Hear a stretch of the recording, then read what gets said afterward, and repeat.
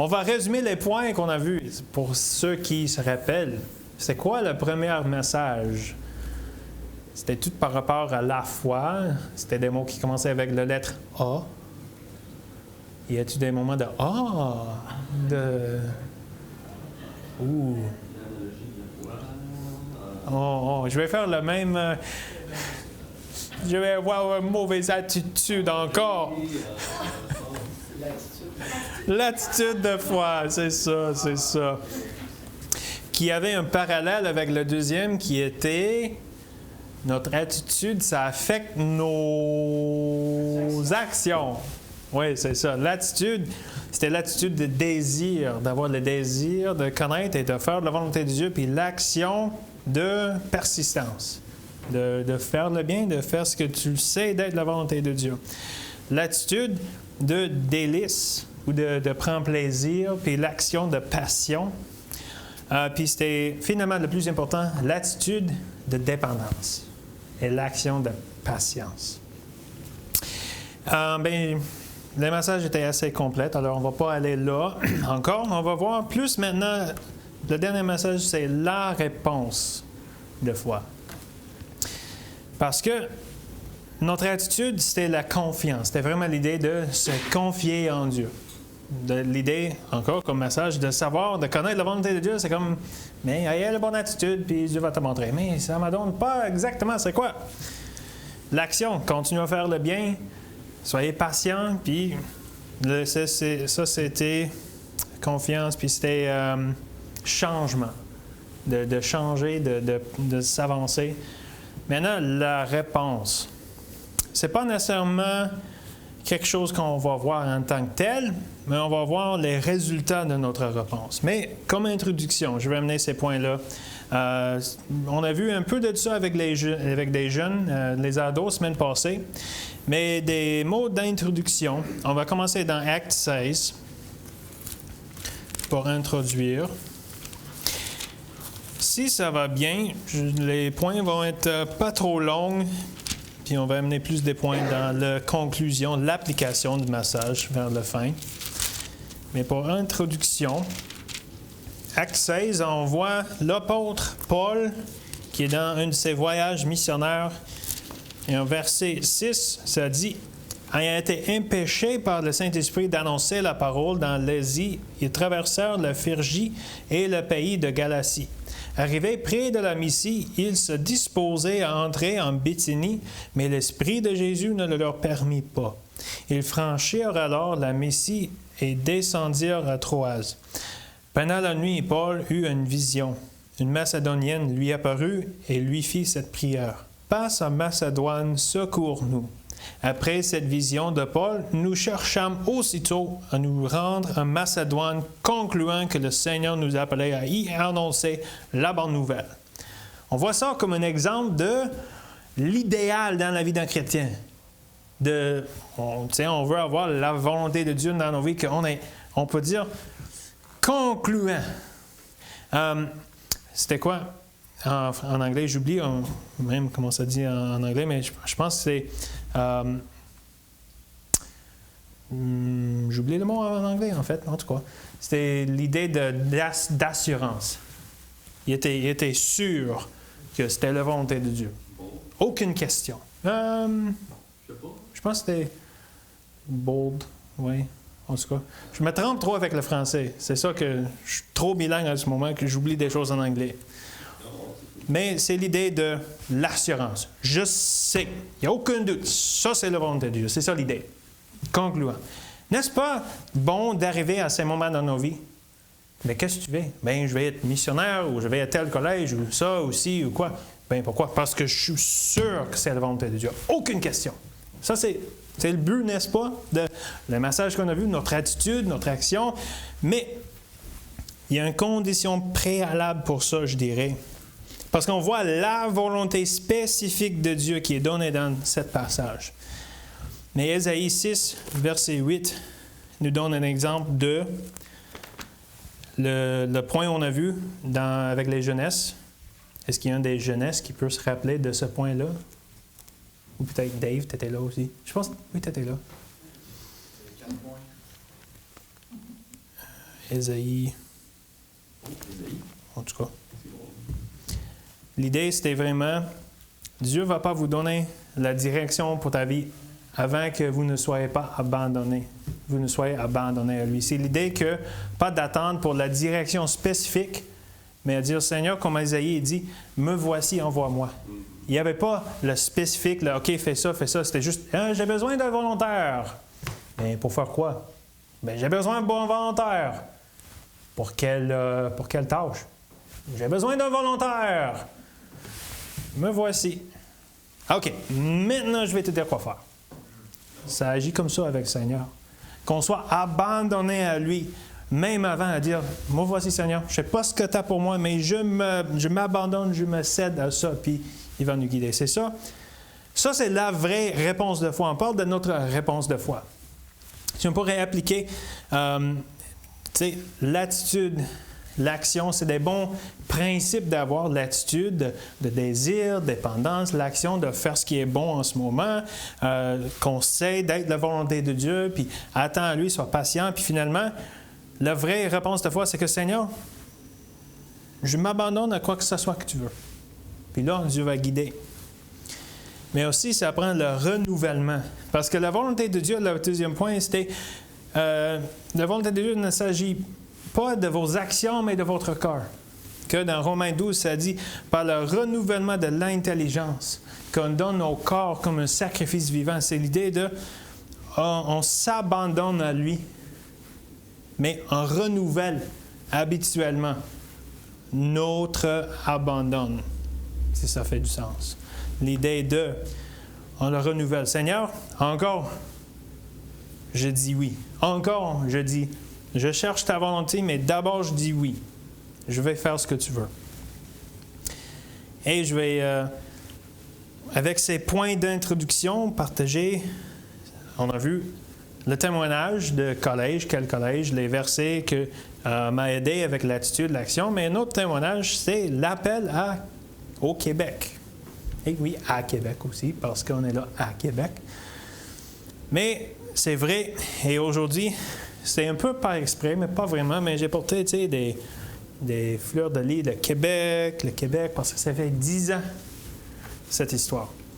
C'est incroyable à réaliser que ça fait 10 ans, en 2015, que j'étais là en voyage missionnaire avec les rois, pour confirmer dans mon cœur l'appel au Québec comme missionnaire. J'avais eu des points, l'attitude, l'action de foi. J'avais le message que je préparais pour prêcher, apparemment trop long, comme le pasteur a dit. Mais j'avais les 2 points. Attitude, action. J'avais l'aide de pasteur Roy de la traduire. Puis je l'ai lu comme, j'étais capable de comprendre ce que j'ai lu, mais je n'étais pas capable de parler comme ça sans lisant de quoi. Alors vraiment, c'était... Je remercie Pasteur Roy de m'avoir donné l'occasion de prêcher. C'était vraiment comme ça. En tout cas, j'avais les 2 points. Puis j'arrive au Québec, j'arrive chez les rois pour 2 semaines de mon voyage. Puis le but du voyage, c'était mon deuxième voyage, ma deuxième voyage. C'est mon deuxième voyage. Go with your instinct. Au Québec. Parce que j'avais fait en 2014, puis j'avais comme un fardeau, puis je voulais venir encore pour confirmer que c'était la volonté de Dieu. Et j'ai essayé d'appliquer la bonne attitude, la bonne action. J'ai prié, OK Seigneur, qu'est-ce que tu as pour ça? Puis c'était un samedi soir, j'étais dans le sous-sol des rois, j'étudiais dans la Bible, je priais, je cherchais. Puis finalement, je pense que c'était vraiment le Saint-Esprit qui m'a dit, OK, t'es là, Québec, pour chercher, pour confirmer que j'avais même des hashtags Facebook, hashtag confirm the call, hashtag Québec 2025, parce que c'était vraiment mon but que, Seigneur, je pense que tu m'appelles au Québec comme missionnaire, mais je veux en acte 16, je veux être capable de dire, je conclure que c'est le volonté de Dieu. Et je veux pas aller comme moi je pense que c'est une bonne idée, que moi je veux aller parce que c'est ce que le Seigneur veut que je fasse. C'est pourquoi que je suis venu en 2015 pour ça. Puis je priais, puis j'étudiais, Seigneur, je veux que tu le révèles clairement, ta volonté pour moi. Puis le Saint-Esprit m'a arrêté. Ben, OK. Est-ce que tu vois ma main dans ça? Est-ce que tu vois que moi, je t'avais guidé? Je t'avais ouvert la porte? Est-ce que tu as le désir d'aller au Québec? Puis toutes des choses, oui. OK. Engagez-vous, dans le sens que commit to it. Que tu commettes. C'est ça qu'on dit? Dans le sens que dis oui. Le Saint-Esprit, tu sais, m'a dit, OK, abandonne. Tu as le désir, tu vois que c'est moi qui a fait tout ça. Qu'est-ce qui t'empêche de dire oui? OK, Seigneur. Fait que j'ai pris le genou, j'ai dit, OK, oui, Seigneur, je m'engage, Oui, je m'engage, Seigneur. Comme ça. Puis, instamment, je sais, c'est la volonté de Dieu pour moi. La réponse. Puis là, le jour où, je pense que c'était la semaine avant de prêcher les 2 points, maintenant j'ai un 3e point, la réponse de foi. Que je n'étais même pas capable de prêcher à cause que j'ai prêché trop long. Maintenant, vous allez avoir le 3e point, la réponse. Mais on va voir, le message, c'est vraiment simple. 3 résultats de votre réponse de foi. L'introduction, c'était des points importants de il faut que vous soyez abandonnés à lui d'abord. Ce n'est pas par rapport à vos actions, mais votre cœur, le renouvellement, d'être renouvelé dans notre abandon à lui. Puis le spécifique, bien, ça va venir. Puis quand tu as des moments comme moi où est-ce que, OK, tu vois clairement la direction, mais tu hésites à dire oui. Puis le Seigneur est comme, bien, tu vois, tu as prié, tu as pris le temps, tu as pris le conseil. Tu pas là comme c'est quelque chose que tu veux faire. Tu vois que c'est moi. Dis oui. Cède à ça. Ça se dit bien. Cède. Yield to it. Dis oui. Alors, ça résulte en 3 choses. D'abord, la paix de Dieu. Tu sais quoi? Quand j'étais là, dans le sous-sol des rois, sur mes genoux, après un oui, Seigneur, je cède d'être un missionnaire au Québec. Boum, la paix. Like, instamment, aucune question. Je me souviens clairement de ce moment. Sur tout mon corps, la paix. Oui. J'avais l'hésistance. OK, Seigneur, je pense que tu me guides, mais je veux être sûr que c'est toi. OK, bien, simplement réponds. Réponds, oui, Seigneur. Et une fois que tu réponds, la paix de Dieu. Et je ne peux pas l'expliquer, je ne peux pas partager mes sentiments dans ce moment-là, mais le résultat, Dieu nous donne la paix. Il est un Dieu de paix. Dieu n'est pas un Dieu de désordre, mais de paix. Quand tu réponds oui à la direction de Dieu, pas juste oui que moi je pense que c'est mon idée, mais quand tu vois, tu as l'attitude, tu as l'action, tu as des choses, ton cheminement vers ce que tu penses la volonté de Dieu, puis tu vois clairement c'est Dieu, ça prend la réponse. Ça prend pas juste, OK, Dieu, je veux la paix, puis quand j'ai la paix, que je vais faire ça, je vais répondre. Dieu dit, réponds d'abord, puis je vais te donner la paix. Ça marche comme ça. Mais c'est vraiment, je ne sais pas comment expliquer, c'est comme un point de, bien, vous devez l'expérimenter vous-même. Mais la paix de Dieu dans notre réponse de foi. Mais vraiment, c'est le Saint-Esprit qui nous donne ça. Jean 16, verset 13, ça dit « Quand le Consolateur sera venu, l'Esprit de vérité, il vous conduira dans toute la vérité. » C'est quoi la vérité? Bien, dans cette espèce dont on parle, sa volonté, c'est la vérité. Il nous guide, il nous conduit dans la vérité. Car il ne parlera pas de lui-même, mais il dira tout ce qu'il aura entendu. Et il vous annoncera les choses à venir. Alors, c'est l'Esprit qui nous guide dans la vérité. Mais c'est quoi? Le fruit de l'Esprit, c'est l'amour, la joie, la paix. Quand c'est le Saint-Esprit qui nous guide et on dit oui, il nous donne son fruit, la paix. Et c'est lorsqu'on répond à la direction de l'Esprit dans nos vies qu'on trouve cette paix. Parce que c'est un fruit de l'Esprit. C'est quelque chose que l'Esprit produit dans nos vies, sa paix. C'est pour ça qu'il faut répondre. Lorsqu'on répond, à la direction. Lorsqu'on dit oui, il produit son fruit dans nos vies. C'est ça le lien entre Jean 16, 13. Le Saint-Esprit qui nous conduit dans la vérité, qui ouvre les portes, qui donne des circonstances que moi, 2 années back-to-back, je suis au Québec pour voyage missionnaire. C'est comme, tu viens-tu du Canada? Oui. Tu fais un voyage missionnaire à ton propre pays, 2 années. Tu ne vas pas en Afrique ou en Europe ou en Québec? Je pense que ça, c'est Dieu qui me guide, le désir est là, mais quand c'est le Saint-Esprit qui nous conduit dans la vérité, c'est l'Esprit qui produit la paix dans nos vies. Mais la paix n'est pas l'absence de conflit, mais la présence de Dieu, quel que soit le conflit. Ça ne veut pas dire que, OK, j'ai dit oui, j'ai répondu, tout est bon dans ma vie, aucun stress, aucun problème, la paix est partout. Non, c'est le fait que, encore, le Saint-Esprit qui est en dedans de nous, qui nous donne sa paix, sa présence. Ça prend aussi, encore, point d'introduction, le renouvellement. OK, Seigneur, je réponds, je m'engage, je dis oui. Puis on renouvelle, et on trouve la paix constamment en lui. Mais il nous donne la paix. Deuxièmement, la provision de Dieu. On va tourner dans Philippiens 4.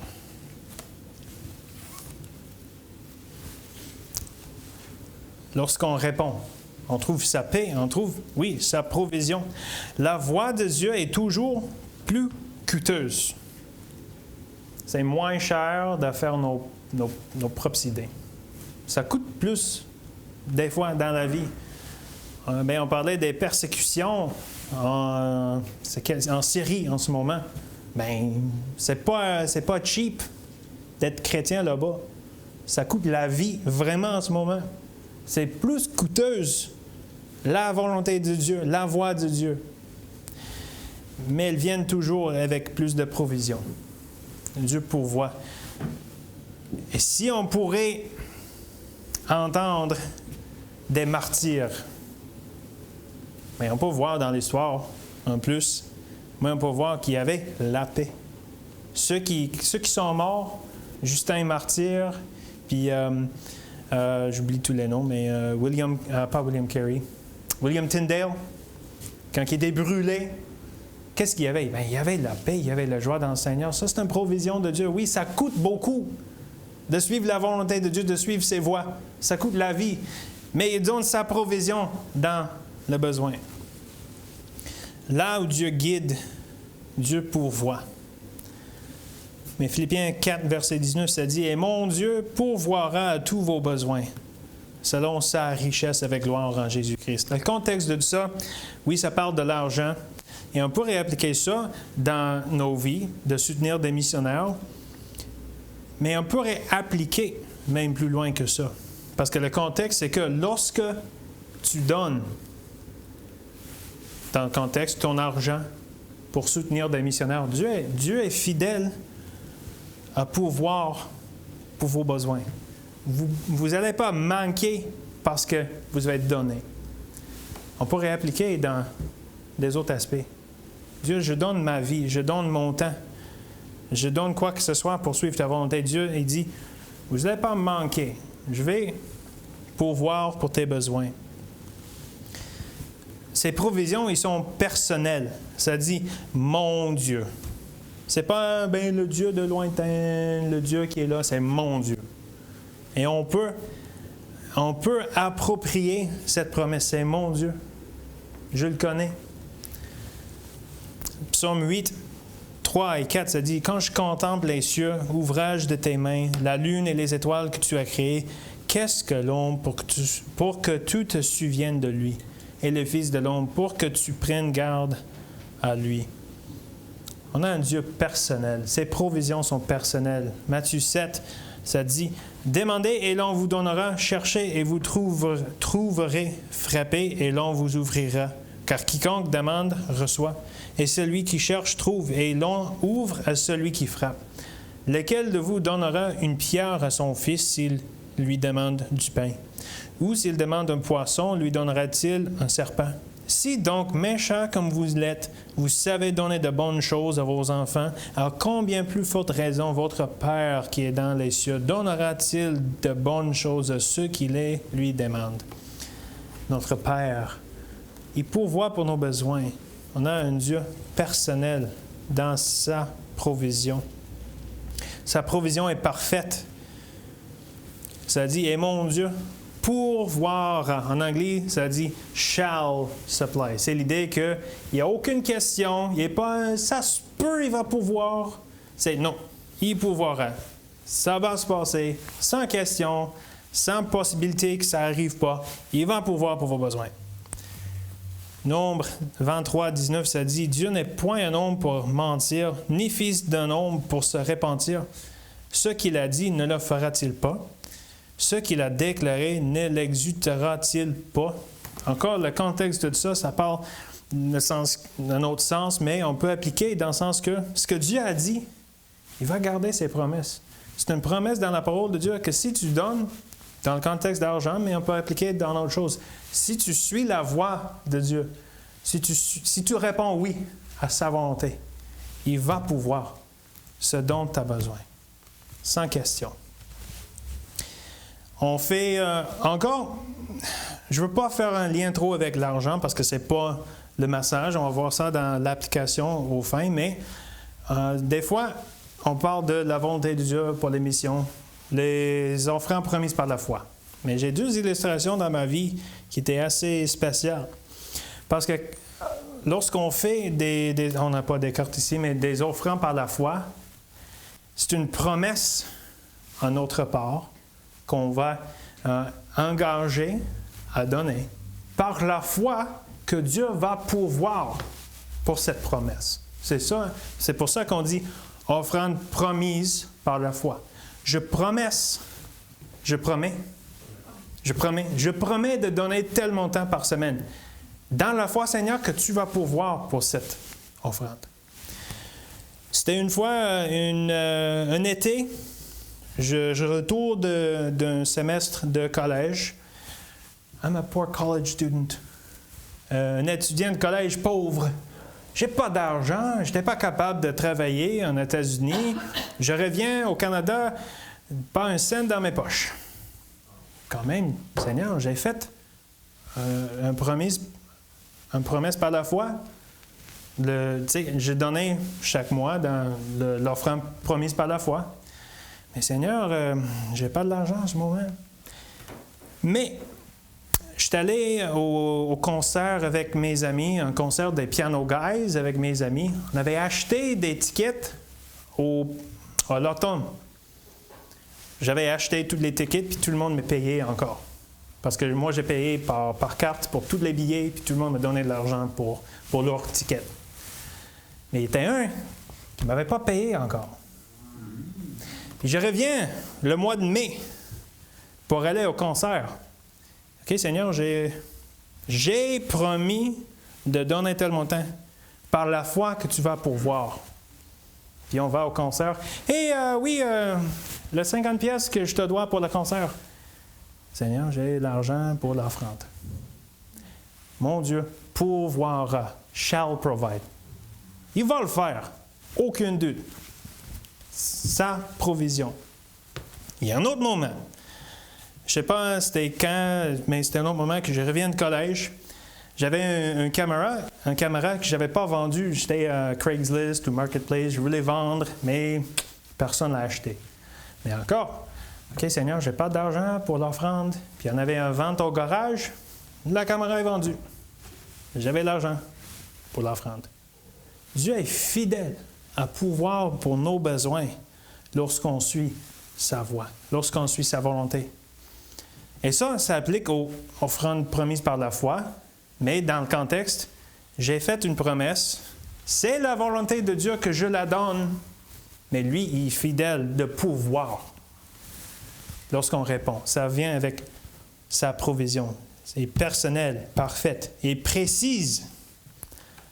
Mon Dieu pourvoira à tous vos besoins. Tout ce dont on a besoin. Je ne vais pas lire ce passage-là, mais le passage en Matthieu 6, quand ça dit « Ne vous inquiétez pas pour votre vie de ce que vous mangerez ou votre corps, de quoi vous serez vêtu. » Le passage, Dieu sait ce qu'on a besoin et il pourvoit pour nos besoins. C'est précis, ça dit « à tous vos besoins ». Un autre moment, au collège, on faisait avec des enfants un mercredi soir, puis on faisait quelque chose de, je ne sais pas si c'était dodgeball ou basketball, mais à un moment donné, il y était un petit basketball qui m'a percuté à la face, puis mes lunettes étaient plus portables. Brisées, complètement brisées. Encore, un étudiant de collège pauvre, j'ai pas le moyen pour acheter des lunettes encore, là. Mais le 1er novembre, je suis un photographe, puis j'avais un site web où est-ce que tu peux charger tes photos, puis tout le monde, si quelqu'un veut acheter un oreiller ou un sac à dos ou quelque chose avec ton photo, il peut acheter, puis c'est la compagnie qui imprime ça, puis envoie ça. Tu sais, j'avais jamais vendu de quoi sur ça. Puis le 1er novembre, 24 pièces 50. Quelqu'un a acheté je sais pas c'était quoi, peut-être une toile. Oui, c'était une toile, parce que tu peux acheter des toiles aussi pour accrocher à mur. Oui, quelqu'un a acheté une de mes photos pour imprimer une toile. C'est super, 24 pièces. En tant qu'étudiant de collège, je suis riche. Le 2e novembre, mes lunettes sont cassées. C'était comme, j'ai vendu une toile et je ne savais pas que le lendemain, mes lunettes seront cassées. Puis j'ai trouvé un site web qui avait des lunettes cheap. J'étais capable d'acheter pour 22 pièces. Et mon Dieu pourvoira à tous vos besoins. Sa provision est précise. Il n'y a jamais un moment où est-ce que Dieu ne va pas pourvoir pour nos besoins. Et sa provision, c'est abondante, selon sa richesse avec gloire en Jésus-Christ. Malachie 3,10, ça dit « Apportez à la maison du trésor toutes les dîmes, afin qu'il y ait de la nourriture dans ma maison. Mettez-moi de la sorte à l'épreuve, dit l'Éternel des armées, et vous verrez si je n'ouvre pas pour vous les écluses des cieux, si je ne répands sur vous la bénédiction en abondance. » Il y a des autres traductions qui disent « sans mesure ». L'anglais, ça dit « il n'y aura pas assez de place pour le recevoir ». J'aime cette traduction vraiment en anglais. L'idée, c'est que, oui, encore le contexte, de donner les dîmes, qui est pas mal la volonté de Dieu. On ne va pas parler de ça en détail, mais c'est la volonté de Dieu qu'on donne la dîme. Et Dieu, il dit, mais vous pensez que vous allez manquer si vous donnez la dîme. Mettez-moi à la preuve. Si en faisant ma volonté, je n'ouvre pas pour vous les écluses des cieux, et je répands sur vous la bénédiction, et il n'y aura pas assez de place pour la recevoir. Sa provision est abondante. Ce n'est pas la prospérité qu'on va être riche, mais c'est le sens que Dieu va pouvoir pour vos besoins, si vous suivez sa volonté. C'est le résultat de notre réponse. Et finalement, la paix de Dieu, la provision de Dieu et la protection de Dieu. On va tourner dans Jérémie 1.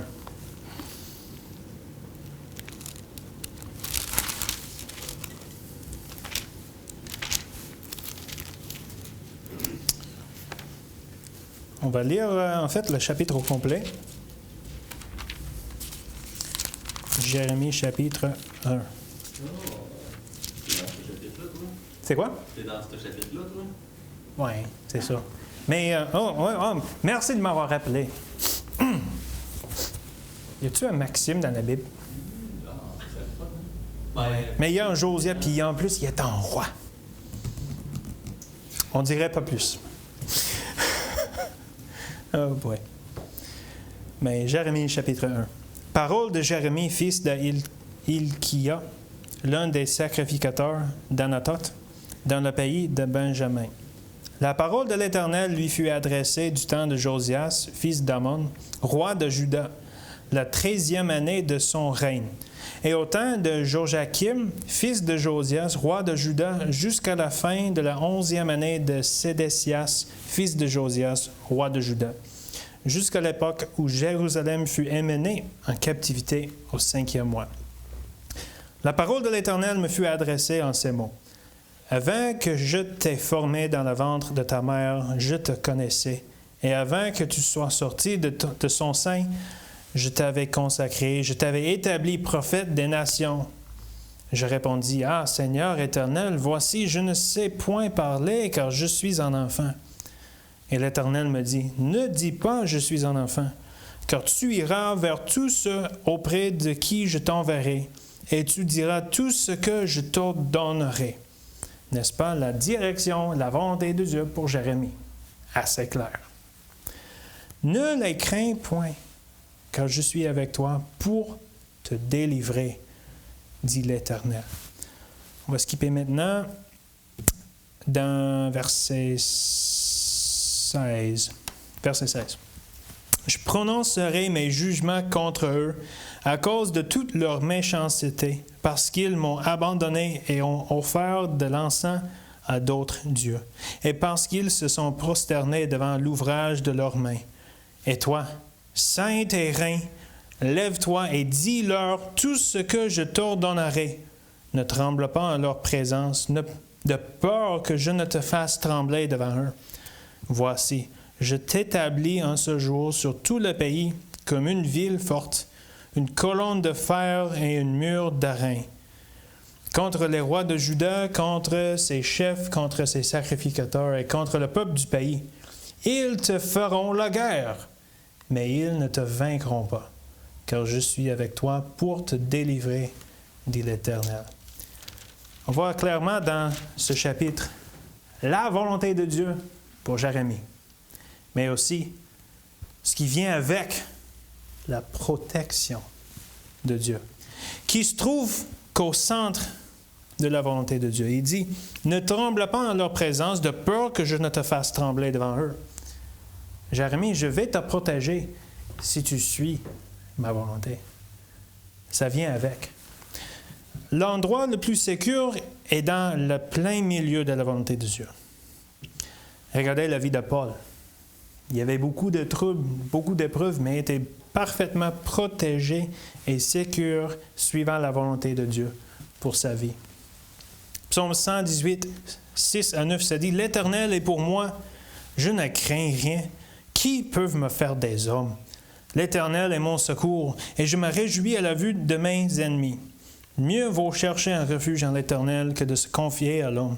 Mieux vaut chercher un refuge en l'Éternel que de se confier au grand. » J'aime quand ça dit « Que peuvent me faire des hommes? » Mais on voit la paix, la provision et la protection de Dieu. Mais l'important, c'est que c'est le résultat de notre réponse. Je vais faire les applications, peut-être application, comme dirait Pasteur Roy.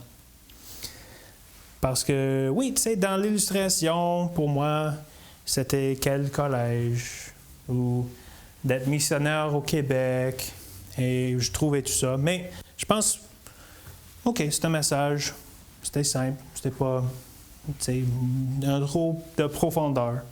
Mais pour application, je vais appliquer comme ça. Spécialement à la lumière des choses qu'on a vues récemment dans notre Église, la confession, peut-être, quoi que ce soit, que le Seigneur parle dans nos cœurs. La volonté de Dieu, ce n'est pas juste des grandes choses. L'image au complet, la big picture. Oh, quel collège! Où est-ce que je vais être en 10 ans? La volonté de Dieu, peut-être la volonté de Dieu de maintenant, qui est dans mon cœur. Qu'est-ce que Dieu veut que moi je fais en ce moment? Est-ce qu'il y a la confession à faire? C'est la volonté de Dieu. Est-ce qu'il y a de réconciliation à faire? Je ne dis pas ça dans le sens que oui, il y a des choses qui doivent, mais dans le sens que la volonté de Dieu, ce n'est pas juste l'image au complet, c'est des pas à pas, des décisions quotidiennes, la volonté de Dieu. Quand tu sens le Saint-Esprit qui te guide à faire quelque chose, moi j'ai eu des confessions récemment, c'est comme, OK, oui, mais ça va déranger, ça va être... Non, suis la volonté de Dieu. Puis le résultat, la paix, la provision, la protection. Ça n'applique pas juste dans quel collège, quel pays, comme missionnaire ou quoi que ce soit. C'est vraiment le jour en jour, le maintenant, qu'est-ce que Dieu nous montre comme Église? Sa direction, sa volonté, d'être impliqué dans le ministère, d'être impliqué dans quoi que ce soit, les relations, des choses privées dans nos cœurs aussi, de suivre. Qu'est-ce que Dieu me dit? Qu'est-ce qu'il partage à travers sa parole? Qu'est-ce qu'il y a pour moi maintenant? Puis, réponds. Ça vient avec sa paix. Parce que des fois, OK, Seigneur, je sais que j'ai telle chose à faire, mais je ne suis pas à paix. Mais tu ne peux pas trouver la paix jusqu'à tu fais, jusqu'à tu réponds. Parce que des fois, il y a des choses difficiles à faire. Des fois, il y a des... Et je ne sais pas c'est quoi. Je ne pointe pas le doigt à quelqu'un. C'est plus en général que des fois, tu sais, je pense qu'on ne parle pas de confession par hasard. Je pense qu'il y a quelque chose, encore pas comme une grosse situation que tu dois régler, mais les petites choses, les choses mineures qu'on pensait. Mais non, Dieu est dans des choses mineures. Il y a sa volonté pour nous. Il y a sa direction qui dit à cœur de faire de quoi. Puis, oui, mais Seigneur, ça, puis ça. Non, il donne la paix. Oui, mais Seigneur, mais si je fais ça, je ne sais pas comment ça va régler l'affaire. Non, il va pouvoir. Il va donner sa provision. Il va donner sa protection. Mais Seigneur, si je dis ça, je suis vraiment vulnérable, puis c'est ça, puis l'implication de tout ça, je suis accepté ou non. Il donne sa protection. Et je pense que je veux appliquer dans ce sens-là, quoi que ce soit la direction du Seigneur dans chacun de nos cœurs. Que, oui, on parle de confession, on parle de choses. Je pense que ça fait plusieurs dimanches qu'on a parlé de ça encore, que c'est la volonté de Dieu. Comment est-ce qu'on peut appliquer ça dans nos vies? Ce n'est que le Saint-Esprit qui peut le dire. Mais le résultat de suivant sa volonté, même dans la confession ou dans quoi que ce soit de quotidien, la volonté de Dieu, ça vient avec sa paix, sa provision, sa protection. Et j'espère que ces points, comment le Seigneur nous guide dans chacun de nos cœurs, va nous encourager de suivre la volonté de Dieu dans les grosses choses, dans l'emploi, dans le ministère, peut-être dans les relations les uns envers les autres, des choses mineures. Je ne peux pas avoir des illustrations ou des applications parce que ce n'est que le Saint-Esprit qui nous guide. Mais je pense que ça, c'est le point que le Seigneur a pour nous aujourd'hui, parlant de sa volonté et les résultats de notre réponse de foi. On va prier. Seigneur, je te remercie pour aujourd'hui.